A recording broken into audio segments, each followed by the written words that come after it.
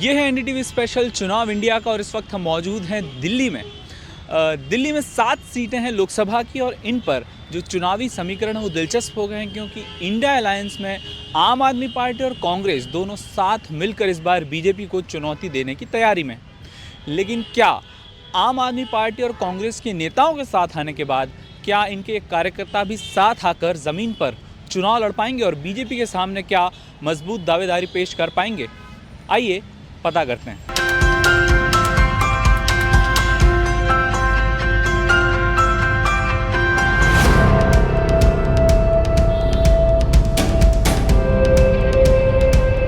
दिल्ली के दंगल में बीजेपी को पटखनी देने के लिए कांग्रेस और आम आदमी पार्टी साथ आई हैं। राज्य में 4 सीटों पर आम आदमी पार्टी लड़ेगी और 3 सीटों पर कांग्रेस।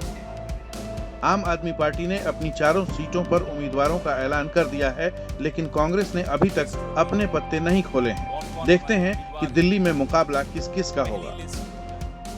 नई दिल्ली सीट से बीजेपी की बांसुरी स्वराज का सामना आम आदमी पार्टी के सोमनाथ भारती से होगा। पश्चिमी दिल्ली से बीजेपी के कमलजीत सेहरावत और आम आदमी पार्टी के महाबल मिश्रा की टक्कर होगी। दक्षिण दिल्ली से बीजेपी ने चेहरा बदलकर रामवीर सिंह विधूड़ी को टिकट दिया है। आम आदमी पार्टी के सही राम पहलवान उनसे भिड़ेंगे। चांदनी चौक से बीजेपी के प्रवीण खंडेलवाल का सामना कांग्रेस के किसी उम्मीदवार से होगा। पूर्वोत्तर दिल्ली से बीजेपी के मनोज तिवारी फिर से लड़ेंगे। इस सीट से भी कांग्रेस के नाम का इंतजार है। पूर्वी दिल्ली से आम आदमी पार्टी के विधायक कुलदीप कुमार मैदान में हैं। इनके सामने बीजेपी का कौन उम्मीदवार होगा अभी ये पता नहीं है। उत्तर पश्चिम दिल्ली की सीट पर बीजेपी और कांग्रेस दोनों ने ही अपने उम्मीदवारों का ऐलान नहीं किया है। पश्चिमी दिल्ली लोकसभा सीट पर आम आदमी पार्टी उम्मीदवार कुलदीप सिंह के दफ्तर पर लोगों का तांता लगा हुआ है। जब हम यहां पहुंचे तो आपके साथ साथ हमें कुछ कांग्रेस कार्यकर्ता भी मिल गए। इस वक्त हम मौजूद हैं ईस्ट दिल्ली की लोकसभा सीट पर। ईस्ट दिल्ली से लोकसभा के लिए आम आदमी पार्टी इंडिया गठबंधन से उम्मीदवार हैं। हमारे साथ कुछ आम आदमी पार्टी के कार्यकर्ता मौजूद हैं। सबसे पहले बताइए सर, आपका नाम क्या है? पंकज है मेरा नाम। यहाँ पर किसको उम्मीदवार बनाया गया है और साथ में आम आदमी पार्टी के लोग अब क्या प्रचार में जुट चुके हैं? यहाँ से कुलदीप कुमार मोनू जी को बनाया गया है और हम बिल्कुल प्रचार में लग चुके हैं। आप देख रहे हैं इतने लोग यहाँ पे भी हैं और सब लोग हम लोग रोज डोर टू डोर प्रचार करते हैं। चुनाव लड़ने के लिए और जीतने के लिए क्या कोशिश कर रहे हैं? जीतने के लिए तो पूरी कोशिश चल रही है हमारी यहाँ पर कि जनता के बीच में विधायक जी जा रहे हैं, कर रहे हैं, उनके साथ बात कर रहे हैं और जनता का पूरा समर्थन भी मिल रहा है भरपूर उनको। बंदा हमारी हाईकमान ने जो दिया है उसके तहत हम इनको सपोर्ट करेंगे और कर रहे हैं। 2019 के चुनाव में बीजेपी को दिल्ली में 57% वोट मिले थे। 22.5% के साथ कांग्रेस दूसरे नंबर पर और आम आदमी पार्टी 18% वोटों के साथ तीसरे नंबर पर रही थी। पिछले आंकड़ों के हिसाब से कांग्रेस और आम आदमी पार्टी के साथ आने से भी बीजेपी को कोई खास फर्क नहीं पड़ेगा, लेकिन बीजेपी ने फिर भी दिल्ली से अपने 4 उम्मीदवारों के टिकट काट दिए हैं। इंडिया अलायंस का एक फाइटिंग चांस है जहां मार्जिन 1.5-2 लाख का है बिटवीन बीजेपी और कांग्रेस और आम आदमी पार्टी का कंबाइंड वोट। ये है ईस्ट और नॉर्थ ईस्ट दिल्ली की सीट। तो यहां फाइटिंग चांस है, टफ होगा, लेकिन इंडिया अलायंस यहां पे कुछ चमत्कार करने की सोच सकती है। 2 सीटें जहां इंडिया अलायंस एक अच्छी पोजीशन में होगी, चांदनी चौक और नई दिल्ली।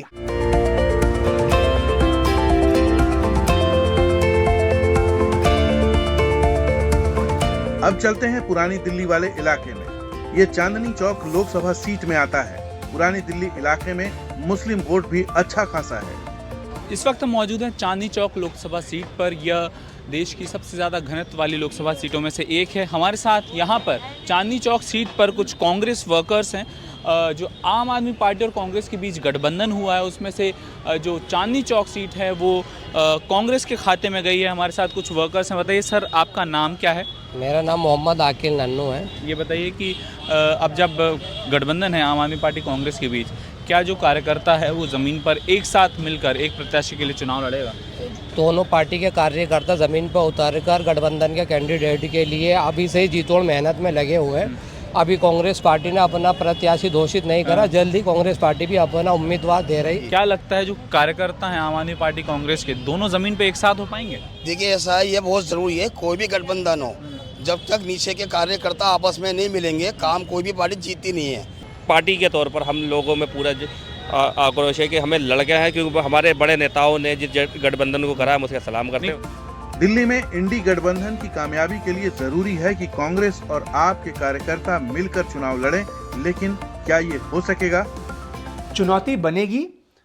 एक बेस वोट आएगा आम आदमी पार्टी कांग्रेस का, प्लस कैंडिडेट कितने वोट लाता है, प्लस दिल्ली में बीजेपी सामने से कौन कैंडिडेट देती है। और अगर आप पिछले कुछ दिनों की गतिविधियां देखें, आप देखेंगे बीजेपी ने 5 जो सीट डिक्लेयर की हैं दिल्ली में, 4 के टिकट कट गए।